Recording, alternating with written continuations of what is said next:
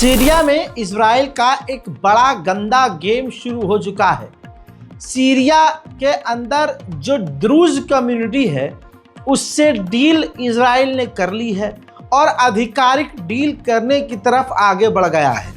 Druze community के support में पहले से ही अमेरिका और इजराइल हैं और इनका सपोर्ट करके सीरिया को 2-3 टुकड़ों में बांटने की कामयाब कोशिश उसकी रही है।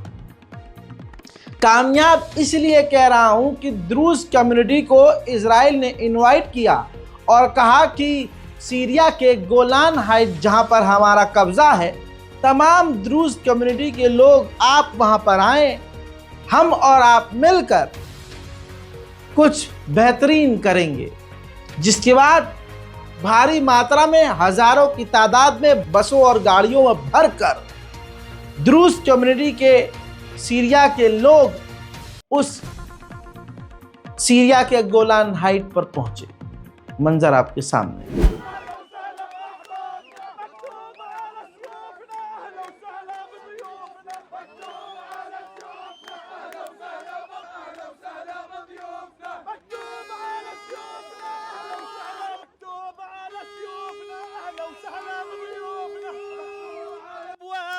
أهلا وسهلا بأحبابنا مكتوب على أبوابنا أهلا وسهلا بلفاتنا مكتوب على خلواتنا أهلا وسهلا بلفاتنا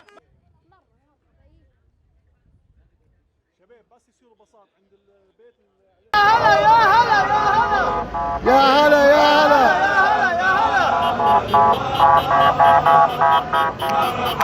الله حي الله حي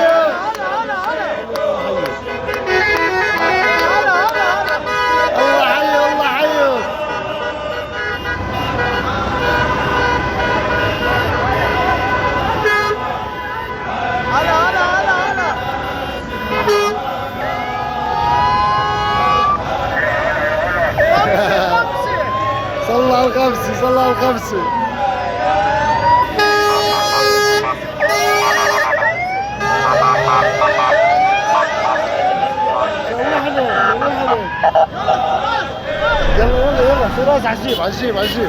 तो भाई ये है सीरिया का हाल। अब बात करें गाजा की, तो इजराइल ने फिर से सीज फायर का उल्लंघन करते हुए गाजा पर बमबारी की, गोलीबारी की, जिसमें 4 और फिलिस्तीनियों की मौत हुई और 12 से ज़्यादा घायल हुए। उधर हमास राजी हो गया है एक अमेरिकी कैदी को छोड़ने के लिए और साथ में 4 इजरायलियों की डेड बॉडी को वापस देने के लिए। अगर हमास ये काम करेगा, ये डील पूरी करेगा, तो दूसरे फेज की बात शुरू होगी, ऐसा कहा जा रहा है। गाजा के अंदर इजराइल ने तमाम बिजली और पानी को बंद किया हुआ है। ऐसे में जो पानी का टैंकर एक आध बड़ी मुश्किल से पहुंचा है, तो पानी के लिए लुठास मचती हुई नजर आ रही है।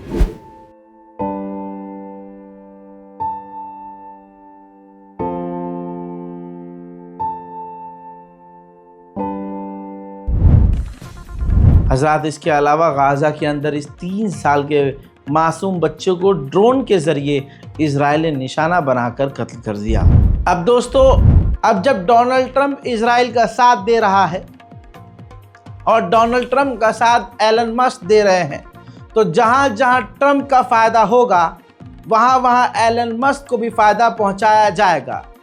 इजराइल ने दोस्तों एलन मस्क के लिए, नेतन्याहू ने एलन मस्क के लिए ऐलान किया और इनवाइट किया कि आप हमारे मुल्क में आइए, अपनी इलेक्ट्रिक और टेस्ला जैसी गाड़ियों को यहाँ प्रोवाइड कीजिए हमारे सीनियर ऑफिशियल्स को, और इसके लिए सरकारी टेंडर आप लीजिए, यानी सरकार से भरपूर, हमसे आप भरपूर पैसा लीजिए और हमारे सीनियर ऑफिसर्स को साइबर ट्रक और इलेक्ट्रिक जैसी अपनी महत्वपूर्ण गाड़ियाँ सौंपिए।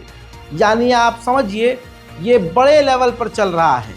जो आतंक का साथ दे रहा है और आतंकवाद में साथ है दोस्तों, उसको हर तरफ से फ़ायदा पहुंचाया जा रहा है। यानी तुम मुझे फ़ायदा पहुंचाओ, मैं तुम्हें फ़ायदा पहुंचाऊंगा। मोमिनीन हजरात, हम अपनी खूबसूरत मस्जिदों में बेहतरीन तरीके से नमाज भी अदा कर रहे हैं, इबादत भी कर रहे हैं और रोज़ा इफ्तार भी कर रहे हैं। लेकिन एक मंज़र जो दिल को दुखा रहा है। गाज़ा में ऐतिहासिक मस्जिद का मलबा है, शहीद हो चुकी मस्जिद है और मस्जिद के मलबे पर मुसलमान रोज़ा खोल रहे हैं।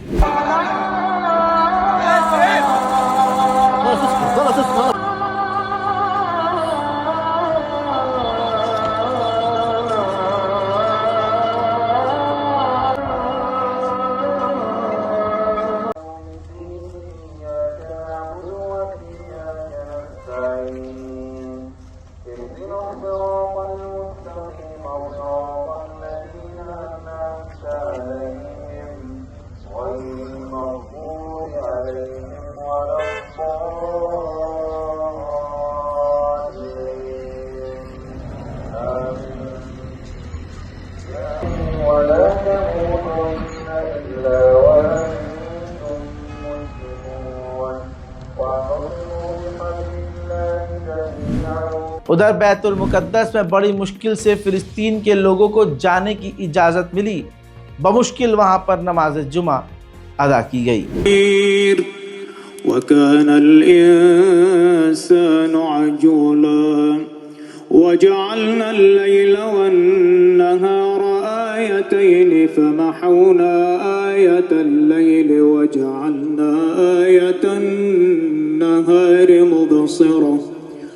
مبصرة لتبتغوا فضلا من ربكم ولتعلموا عدد السنين والحساب وكل شيء। उधर जुमे के दिन ही 21 साल के नौजवान फिलिस्तीनी को वेस्ट बैंक में गोली मारकर इजराइल की सेना ने शहीद कर दिया। तमाम सोशल मीडिया इजराइल के ही नरसंहार और प्रोपेगेंडा को आगे बढ़ा रहे हैं। अब फेसबुक की ये गंदी हरकत जो आपके साथ भी करता है, और अगर आप फिलिस्तीन के समर्थन में बोले होंगे, कभी लिखे होंगे, तो उसको डिलीट भी किया होगा और आपके कई अकाउंट को सस्पेंड भी किया होगा। ऐसे बहुत सारे लोग हैं।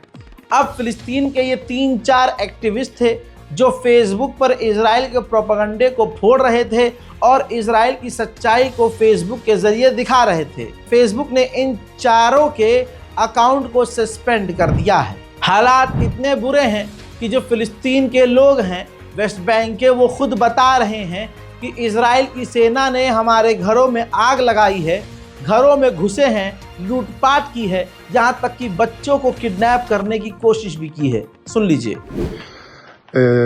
تم محاولة خطف لطفلين في خربة المراجم، احكي لنا شو التفاصيل اللي صارت. بعد ما دخل المستوطنين إلى هذا المنزل، منزل ابن عمي، اقتادوا طفلين، طفل عمره 4 أشهر وطفل عمره 1.5 سنة لخارج المنزل بهدف يعني انهم ياخذوهم لمطرح يعني اخر، ولولا يعني انه ربنا قدر ولطف يعني يبعدوا عن المنزل مسافه يعني خلينا نقول 100 متر، انه تدخل وجود يعني هان وجود الاهالي من قرية دوما منعوا هذا الشيء. الحمد لله. الحمد لله على سلامتكم. طبعا هذا المنزل تم احراقه بالاضافه لمنزلين في خربة المراجع. हस्बी अल्लाह व निअमल वकील। अब इस तस्वीर को देख लीजिए। फिलिस्तीन के वेस्ट बैंक के इलाकों में दिन दहाड़े फिलिस्तीनियों के घरों में आग लगाई जा रही है। उधर यूएन के ऑफिसर्स ने कल की रिपोर्ट को दुनिया के सामने पढ़कर सुनाया और कहा कि इजराइल ने सेक्सुअल वायलेंस फिलिस्तीनियों के खिलाफ किया है। आगे आप खुद सुनिए और शेयर जरूर कीजिए। The frequency, prevalence and severity of sexual and gender-based crimes perpetrated across the occupied Palestinian territory leads the Commission to conclude that sexual and gender-based violence is increasingly used as a method of war by Israel to destabilise, dominate, oppress and destroy the Palestinian people. The Commission documented a pattern of sexual violence, including cases of rape and other forms of sexual violence, torture and other inhumane acts that amount to war crimes and crimes against humanity. उधर आपको पता है कि दुनिया के तमाम news channel Israel का साथ दे रहे हैं, खासकर बीबीसी जैसे बड़े बड़े प्लेटफॉर्म। आपकी स्क्रीन पर ये देख लीजिए, बीबीसी के हेडक्वार्टर के बाहर ज़बरदस्त प्रदर्शन फिलिस्तीन के समर्थन में लोग कर रहे हैं। इंटरनेशनल मीडिया पूरी दुनिया में जलील हो रहा है। उधर इजराइल के डिफेंस मिनिस्टर ने कहा है कि लेबनान में हम 5 पॉइंट्स पर जहां मौजूद हैं, 5 जगहों पर हम वहाँ से कभी पीछे नहीं हटेंगे, हम हमेशा अब वहीं रहेंगे। अंदर से देखा जाए तो इजराइल का हाल बहुत बुरा है। हजरात, इजराइल के ऑर्थोडॉक्स जो लोग हैं वो अपने एक प्रोग्राम में चीख चीख कर नारे लगाने लगे कि हम सेना में शामिल नहीं होंगे। देखिए,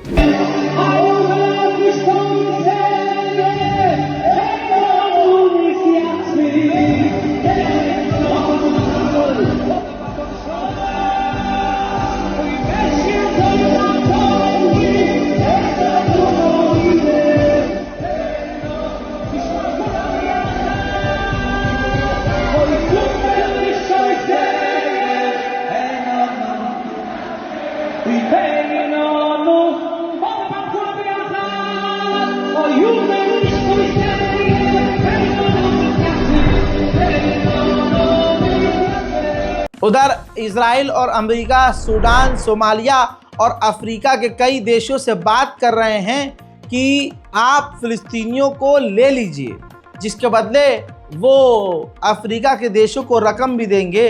लेकिन फ़िलहाल अफ्रीका के देशों ने कोई भी बात बोलने से इनकार कर दिया है और अफ्रीका के देशों का पक्ष अभी सामने नहीं आया है।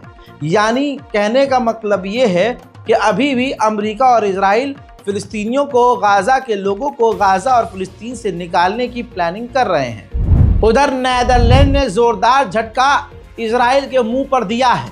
नीदरलैंड की यूनिवर्सिटीज़ ने इजराइल की यूनिवर्सिटी से और इजराइल से तमाम तरह के रिश्तों को तोड़ दिया है। ये काम नीदरलैंड की यूनिवर्सिटी ने स्टूडेंट्स ने वोट करके करवाया है। ये हाल है इस वक्त मिडिल ईस्ट का। मिडिल ईस्ट में जो भी चल रहा है गाज़ा और फिलिस्तीन को लेकर, इनसे जुड़ी हुई तमाम जानकारी मैंने आपको दे दी है। चैनल को सब्सक्राइब कीजिए, अपनी राय कमेंट में लिखिए और वीडियो को शेयर ज़रूर कीजिए। जय हिंद।